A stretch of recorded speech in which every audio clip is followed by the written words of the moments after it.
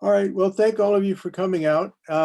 And as Jerry said, what this is intended to be is a kind of a brief update on the improvements and enhancements that we have made to the ICE environment, the image focus product and the control editor in particular. And it's going to take about 30 minutes or less. It's really designed to cover a lot of topics to let you know that what we've been doing. And then if you're interested in one area or another or more that you want to get more detail on, then come back and ask us for arranging a more in-depth presentation on any of these new enhancements or capabilities. And we'll be glad to arrange that for you and your teams. But we're going to talk about really both the ICE environment today, and we're going to touch on SAE a little bit as well, because there's a closer tie-in between those two product groups. And then next Thursday, we're going to focus more on SAE. And so if you want to come back for that one, if you're a customer of both, which I think most of you are that have come out, that's great. So just keep that in mind. And once again, we're not only available to repeat this for your teams, but I think Jerry's recording this and we'll put it up on YouTube along with a bunch of our other webcasts that cover different topics, different levels of detail. And feel free to visit our YouTube channel and get exposure there as well. So those of you, like I said, are mostly customers of ours. There's a couple prospects. Just to cover it real quick, we've been around for 30 plus years. You can see from our little badge at the bottom left, where we talk about over 30 years. But during all that time, our goal has always been to help you help your organizations maintain the ZOS platform, the ZOS platform, MVS, whatever you want to refer to it as, and help you provide that to your organizations and to your customers and to the success of your business. And that's what we're all about, is to helping you do that with these different products and tools that we provide. The three major ones are the product called Standalone Environment. Those of you that have been customers of that know that that was actually the product we started with our company with. Back then it was called Standalone Edit. It's grown and become quite more sophisticated and capable. So now it's an environment. And the other two products are the Image Focus product and the Control Editor product, which you combine those together into what we call the Integrity Controls environment. So they, once again, interact with each other potentially, or can stand alone and do their services separate as well. But by integrating them both, you have a much more powerful, more complete solution in managing the operational integrity and readiness of your LPARs and Sysplexes and major subsystems that these can either monitor or protect. And again, we're going to talk primarily about those, but a little bit about SAE, because as I said, there's a tighter connection now between the standalone environment and the integrity controls environment. But SAE, just to recap, that's there to really help you recover when you have some type of an IPL failure, when you've tried to bring up the system and someone's made a modification or something's gone wrong and you can't get an LPAR to come up, or it just goes in a wait state and you're trying to figure out what's happened to it.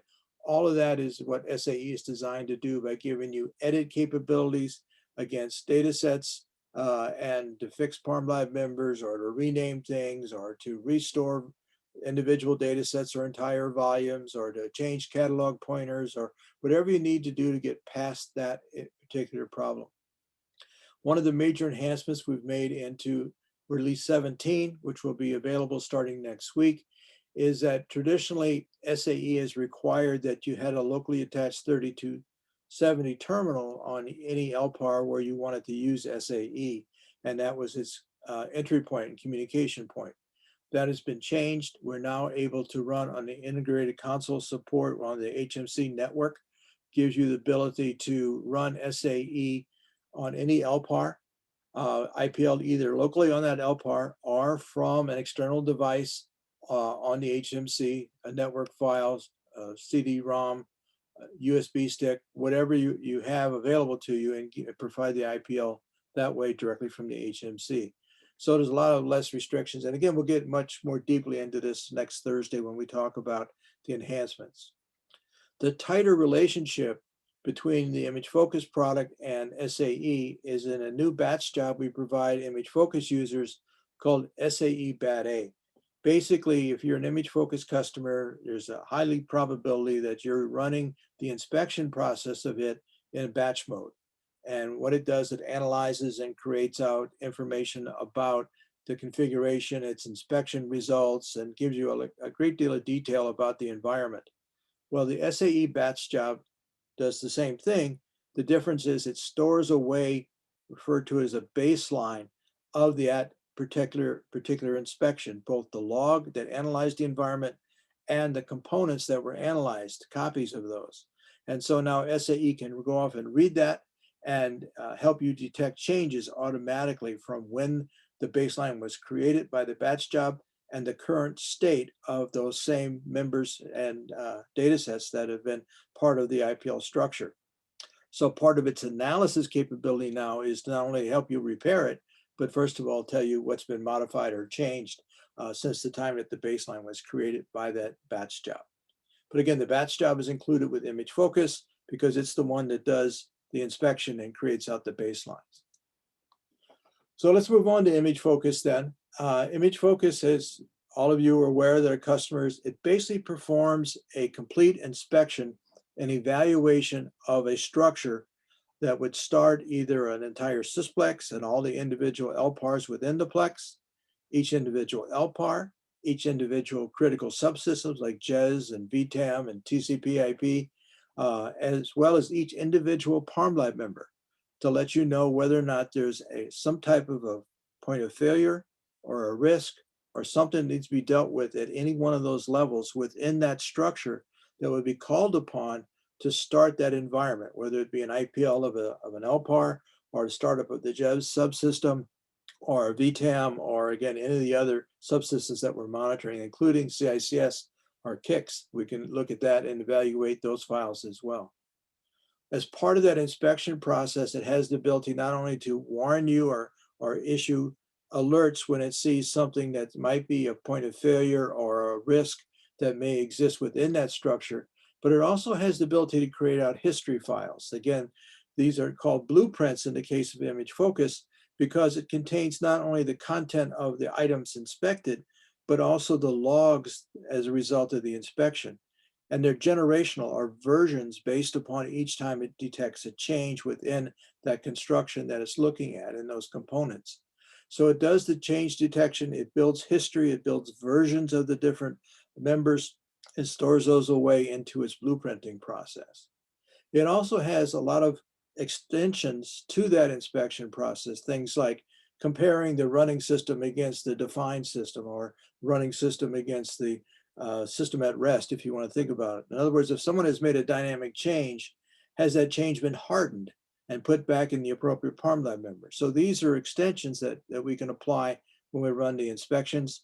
That's also available in the batch jobs now as part of what we're doing with image focus. Image focus has a new batch job out there as well called ICE Bat A. And once again, it runs the inspection in batch. The difference here is it can look for dynamic changes and can also build out at baseline that I was talking about, which is a copy of the members that were run when that batch job executed. So traditionally the batch job did its inspection and created out an inspection log, and you had all the detail and all the alerts and warnings and that the inspection would generate in its inspection log. With this new batch job, IceBat, it also creates out that baseline, which is a copy of all the components at the same moment in time when that inspection was run. So it's another level of detail that you can get from the inspection, where it's actually creating out the members in the baseline and the log at the same moment and give you that connection or that synchronization of those two data sources. Unlike the background part of image focus, where it runs and every time it sees a change, it creates out a new generation of its blueprints, the batch jobs create out a single record of either the baseline or the log at the moment in time it executes. So where your background is a continuous monitor, maybe running once a day or 3 times a day or once a week, whatever pattern you want, and detecting those changes for you and keeping that history and versions, the batch job runs whenever you tell it to, and it will create out its history and analysis at that moment in time. So you've got a variety of ways of creating out your reference points in your inspection logs. So that was the other parts of image focus that have been improvements lately. I kind of blew by those, but I'll show you some of those. These are inspections now for things like the policy agent for TCP/IP or pageant, looking at the serve-off settings in RACF and its correlation back to security settings with the policy agent and the other areas within the RACF environment. We can now pick up what you might think of as program faults. These are things like the potential of a System 47 add-in because authorization has been corrupted, or some other type of add-in that may go on like an 806 or something like that. These are additional inspectors that have been added over the past year or so to the image focus product. And if you're a customer and you're not taking advantage of these, I suggest you take a hard look at them because, again, a great deal of benefit and value comes for turning on these other inspectors. And I'll touch on them in just a moment here. I'm going to bring up a log and talk briefly about some of these things. Now, the control editor is the other major part of the ICE environment. And again, for those of you who are not familiar with it, what it basically is designed to do is to give you the ability to set additional levels of control and change recording against the most critical data sets and files that you have in your environment. So obviously your Parm Labs and Proc Labs, those same things that are being monitored by Image Focus. The difference is Image Focus is going to run on an interval on a request. The control editor is an event-driven process. So each time one of these resources is touched, is accessed in some way, submitted, edited, renamed, deleted, added, whatever may happen to it, the control editor is going to see it and record it away, and also enforce additional controls, as I said, and standards against that activity. And once again, I'll show you what I'm talking about here in just a moment.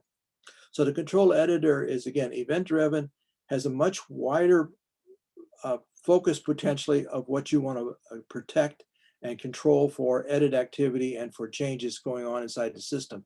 Not just, if you will, the prevailing Parm Lab members, but all the content of all the Parm Labs and some of your JCL libraries and everything else that you want to protect.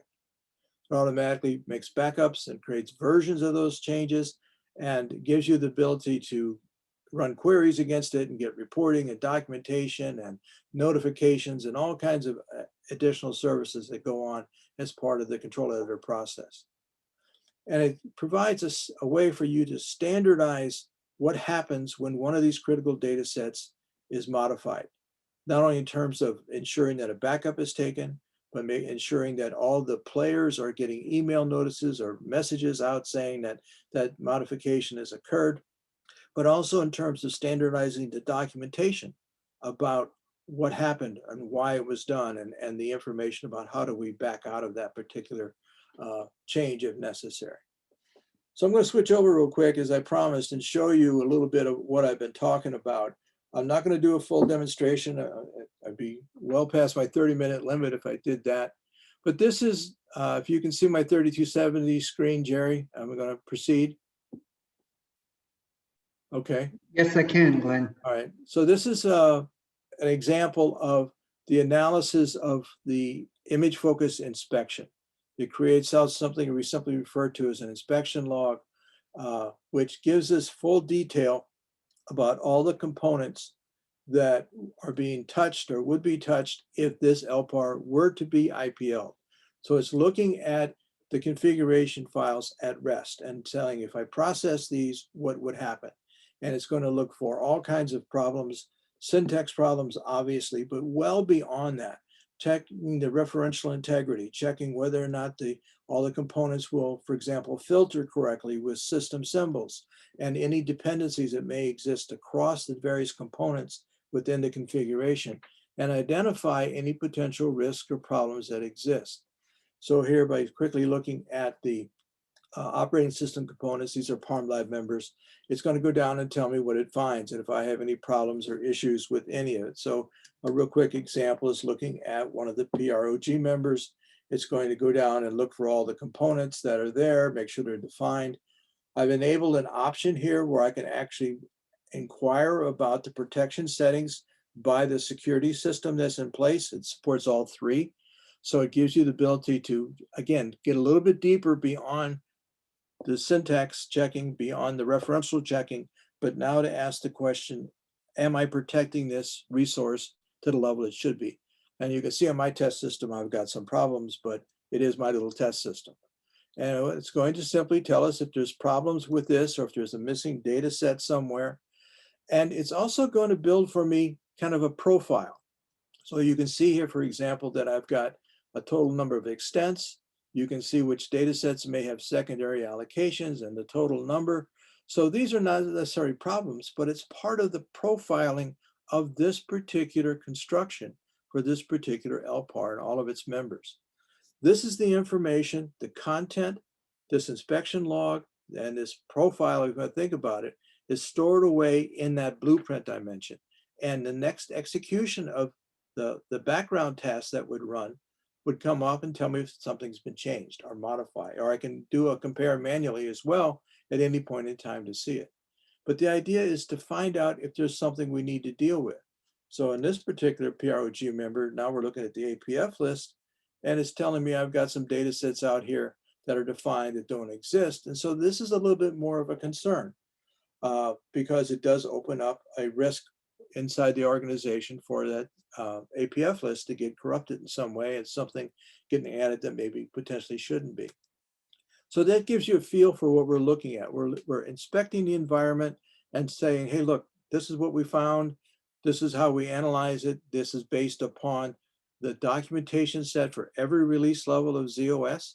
So it determines that. It will load its appropriate rule set based on if you're 2.3 or 2.4. And we always have same day support for the next release when it comes out. There's utilities in here where I can point it to a, let's say a 2.3 system and say inspect it against the 2.4 requirements, and it comes back and gives me items I need to change and research on. So there's a lot of, again, utility function in this, but the idea consistently is to test the accuracy and the readiness of a configuration set to tell you whether or not you can go forward or if there's something you need to deal with before you attempt to take an IPL. And that's across the entire environment for each LPAR, or you can group the LPARs together in a sysplex and have them all inspected at one time, including the sysplex references. And you can get down as deep as you want as looking at load libraries and looking for redundant load modules and orphaned aliases and all kinds of things. So this is the complete image focus component. And again, it's looking at, if you go back where I was on the index that I had, you probably noticed that there were things like TCP/IP and servauth and those things that I mentioned in the slides that are being inspected now that you want to make sure you take advantage of and include those in your inspection request. So this is image focus, and this is, again, it's been enhanced to include things like the servauth. And if we can come in and look at, this is a pretty small report, only 551 records. But if I select that and maybe do a find on an error message, if there's one out here, indeed it did find an error in here, and it's telling me that there's, so this is a UAC of read on a generic profile, which is probably not a smart thing to do, but it's pointing out concerns and risk on 3 different levels: errors, more severe, warnings, something should be dealt with, but not necessarily catastrophic, and then notices, things that you should just be aware of, and maybe they're okay and you want to tolerate them, and you can change alert levels and have all kinds of control over this if you choose. But that's the point of image focus, is to give you a clear picture of the readiness and integrity of your configuration files. But its monitor, again, is monitoring based upon a time or request. So it is, if I'm running this every day, there exists a possibility that I will miss activity that may have occurred and then backed off during the intervals when it executes. That's where the control editor comes into play. The other thing is, obviously, is the image focus product is focused on the structure statements, those members that are part of an IPL or part of a startup of a subsystem. The control editor is not limited to that. You as the user define what you want it to do and what you want it to protect. So for example, I've now switched over to an ISPF screen, and I'm going to show you what the control editor capabilities are. Some of these will be new to you who are our customers. But here in this case, I've got a set of data sets that I've defined to the control editor that I wish to protect. And the protection can come at various levels, but always what it's going to do is to protect and store away different versions whenever any of the identified resources are changed. Now, I'm going to be using PDS data sets, but we're also going to support sequential data sets, PDSEs, and we're going to support Unix files and load libraries, all in much the same way.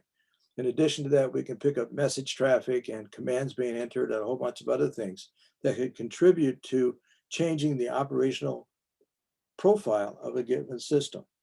But here I'm just going to simply say I want to edit this particular data set. I'm going to select this member, and it's transparent to the user at this point. There's no change in the process. There's no special procedure that they have to do in order to get the control editor active. It's already there, and it's watching for changes made to these protected data sets. Excuse me a moment.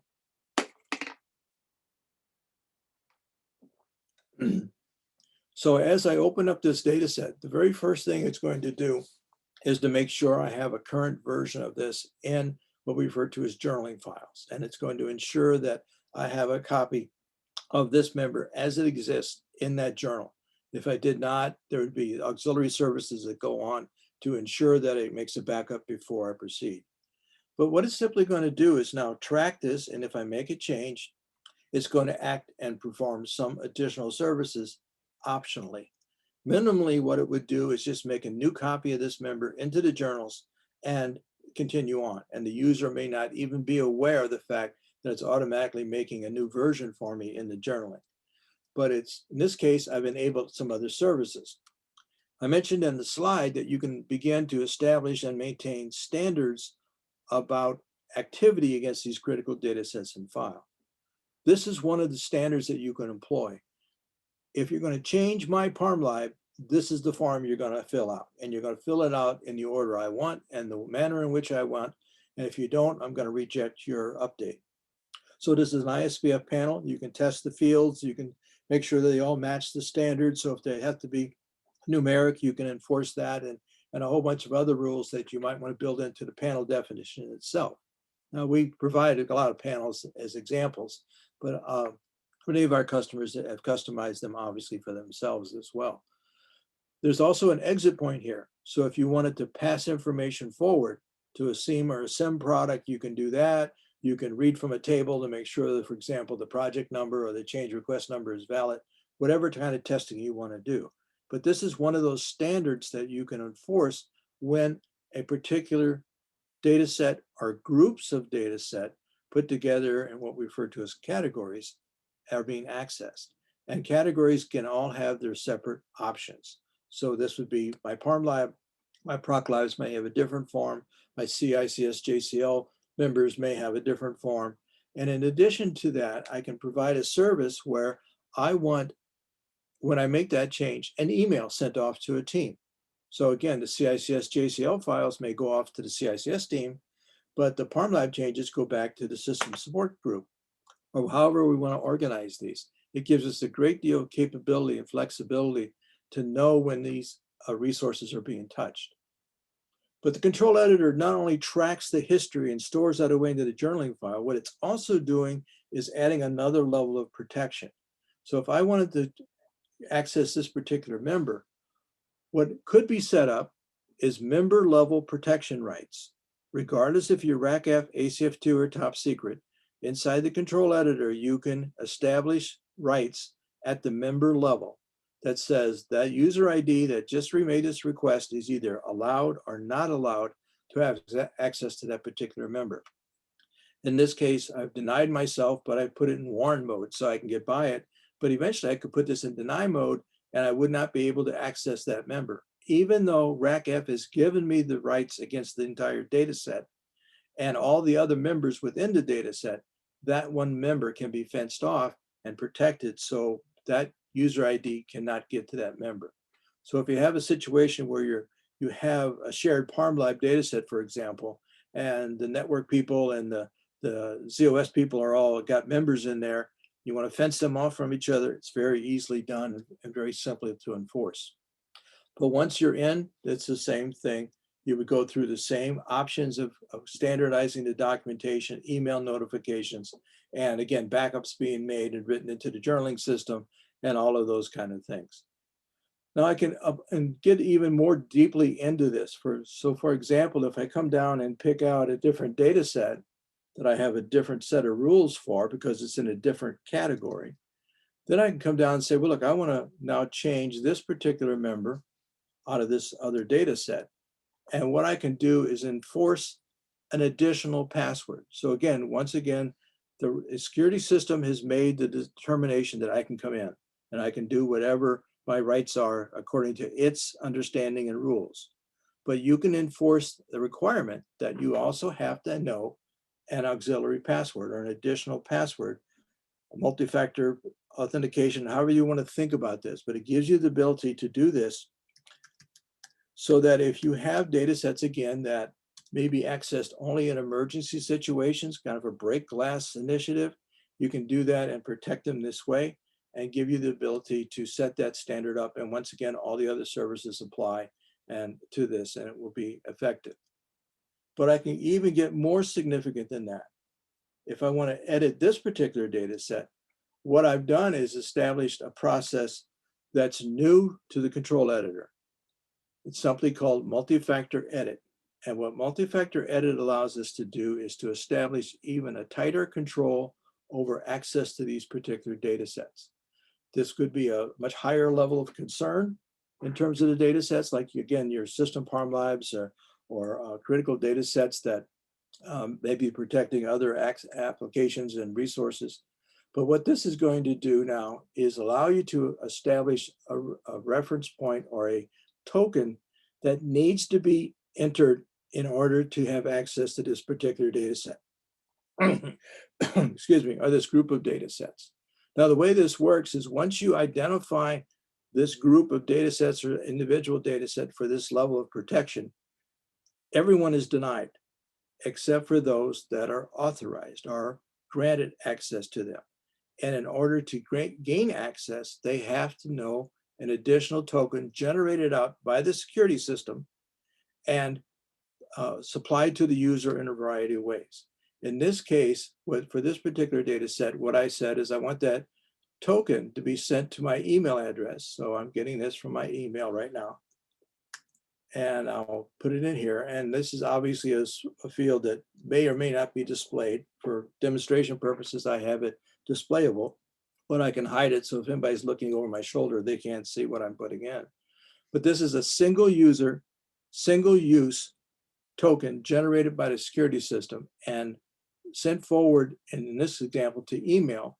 And once I get that, then I'm allowed in to edit, and then all the other services that I described are now available to me. And I can go and edit a data set and get standard documents and email notices and records in the journals and all those other kind of things. But I can also send that token out to an alternate individual.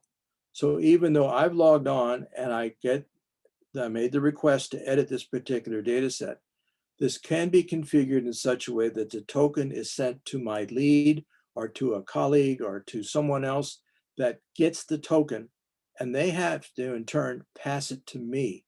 So we're really getting into a point now of not only multi-factor authorization, but multi-people that have to be aware that this request is being made and grant access rights to it. So it really gives you the ability to lock these more critical data sets and files down. Now, you're not going to probably want to do your JCL libraries, but your parm libs and other critical data sets, you might want to do that way. Now, the other thing we want to do is be able to generate out this token in a much easier way. And so what we're going to do, if this session is still up, is I'm going to come over to a different logon ID, and I'm going to the same data set to edit.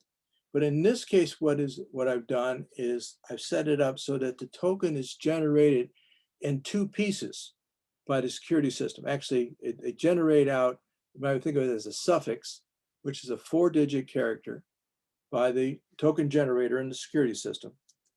And there is a pre-registered prefix that I as a user have established, and only I know that.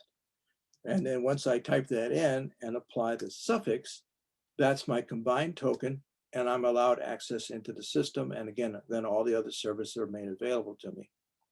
So that's the idea here, is to give us the ability to control and protect these most critical data sets and files that are out there.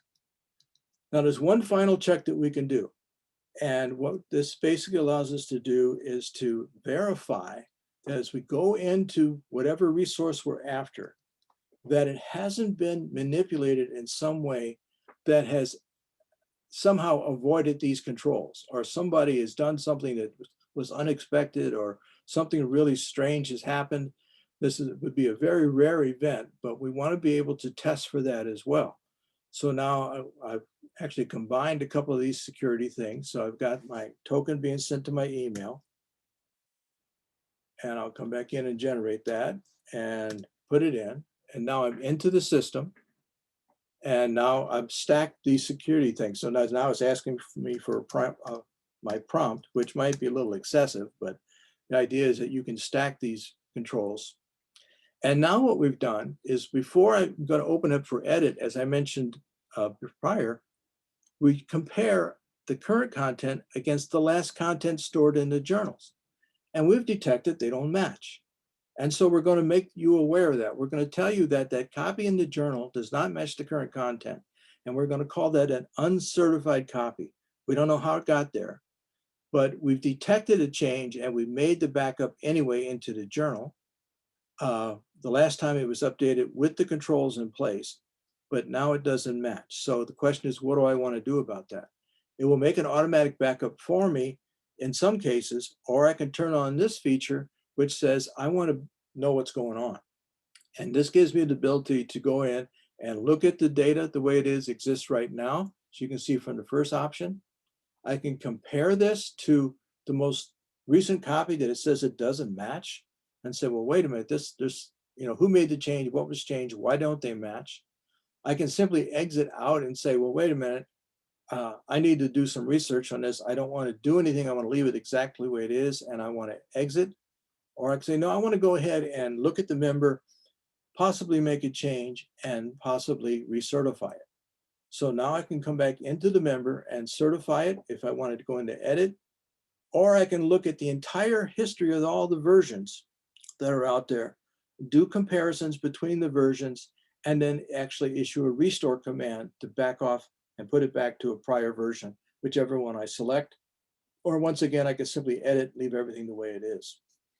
So in this case, what I've actually done is not only protected my request, but I've also detected that it was not the way it should be for some reason, and I want to do something about that and store that away. Okay, now the last bit of this is I'm going to give you a little bit of a peek going forward into something. I'm going to go back to my slides, because what I've been talking about are primarily Image Focus and the Control Editor. Both of those products create out a great deal of valuable information. You might want to think of it as writing into our data space, into our journals, into our packages and blueprints, into different reports and logs. All of these things are out there and stored away into the big data space, you want to think of it that way. And it gives me the ability to analyze and look at those things. Now, those of your customers know that we provide an ISPF interface into all of those. You go down and make your requests and submit your queries and look at the history of logs and reports and stuff. And it's a structured process, much like all the other ISPF applications. But what we've introduced recently is something simply called the My applications. And what the My applications allow you to do is to ask the questions or get the same information out from this data space that's being maintained by these products.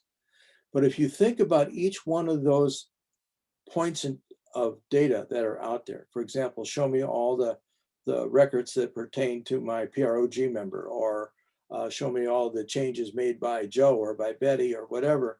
Those can all be done through the structured panels, but they can also be points within the data space that we can now assign a direct access to. And that's what the My application is about. So if I come back over here, and I'll give you an example of what I'm talking about here, if I can come out of here. So we have the ability to allow you to enter a simple command that says, I want to enter this My application. And what this will do is give you an entry panel that lets you go off and pick any of the data elements you want. So for example, if I wanted to know all the change history for that particular member stored into the journals, I can simply come in here and make that request. And here's the record of all the changes made for Prog 01 that are stored in the journals. Much faster access point, much faster way of getting data out of the data space. And all of these are hot. So you can click on any one of these to get them out. Records, you've got logs from Image Focus, you've got all kinds of the packages and the history of different versions. All of that is available here. But what's really important, and I want to show you, is going forward, we're going to take all of this information within the data space, not only give you direct access through the My application that I showed you, but to take that as the entry point in order to present it all to you through a web browser or through ZOSMF, and give you the ability to quickly hit any one of these items on the left-hand side the same way you would, excuse me, on the right-hand side, the same way you would do on the left-hand side, and give you back the answers into your browser or back to your ZOSMF environment, and give you the ability to analyze the systems and look at it in any way that you want. I'm past my 30 minutes. I apologize, but if you hang on just a minute, I'll show you what this really is going to look like. It's really worth taking a moment to look at it. Let's see.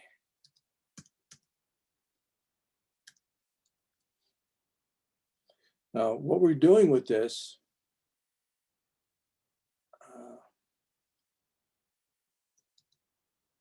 where did it go?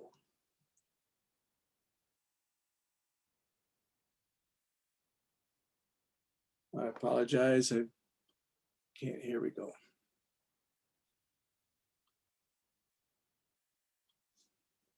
Okay, so this is the interface that you would see once you got to our application. You can come directly from a web browser by typing in the appropriate domain name or address, or you can get through it through ZOSMF, as I said. What you would do is authenticate, first of all, with the MVS environment. This is going to connect to our server running on ZOS in our address spaces, very secure, limited only to our applications, and it is our proprietary server technology. So it's going to give you the ability to go off and query, much like I showed you with the My applications, only you're going to come in through this application on the web. Now, what you can see is I'm using that same facility that I had before, where a partial token is being sent back to me on my terminal, in this case, in my browser session, and matching that up with the suffix that was generated. I now get authenticated by the ICE information or the ICE application. And once again, I have the ability to come and say, show me, for example, my background reports. And I can say, well, this is what I want. And let's do this. Let's go by batch jobs, since most of you run batch. And I want to submit the request. I can give it data set names. I can switch. I can do all kinds of controls right through the browser interface. But the idea is to give you access through any place where you can run a browser.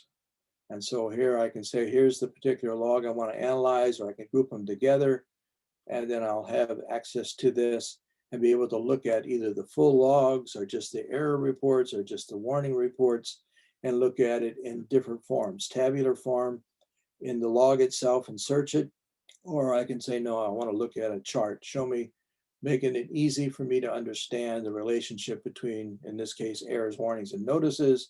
And if I want to focus in on those 4 notices, all this is hot, I can come in and click on it, and now I'm going to get my 4 notices. This is something that we're working on that we expect to have available later this summer. So I'm kind of giving you a sneak preview of this. Alexander, I know we talked about this and you saw some of this before, but it's really been advanced a long way since then. But again, this is one of the areas, if you want to find out more, let us know. We'll be glad to arrange a separate webcast to get into this more detail or any of the topics I talked about. And also, as I mentioned before, there are YouTube videos out there that discuss all of this as well. Feel free to go out there and look at those. And let's see if I can get my PowerPoint presentation back up here. Sorry. All right, let's open it up and see if there's any questions right now from anybody. Let me check the Q&A. I don't see any. Any questions, any comments from anyone? Please feel free to speak up or to send me a message. All right, Jerry, I'm not seeing any. So let me just thank everybody for attending, and I appreciate you all taking this time. And again, let us know if you have any additional information that's needed from us. Thank you all. Jerry, it's back to you. Thank you, Glenn. And I want to thank everybody too for joining us, and let you know that I will be sending out an email with a copy of the slides that Glenn just used.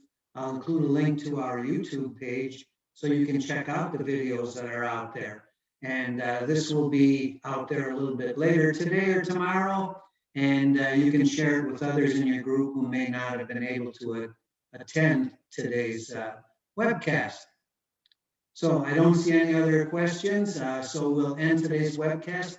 Watch for an email coming from me shortly. Thanks for joining us. Goodbye, everyone.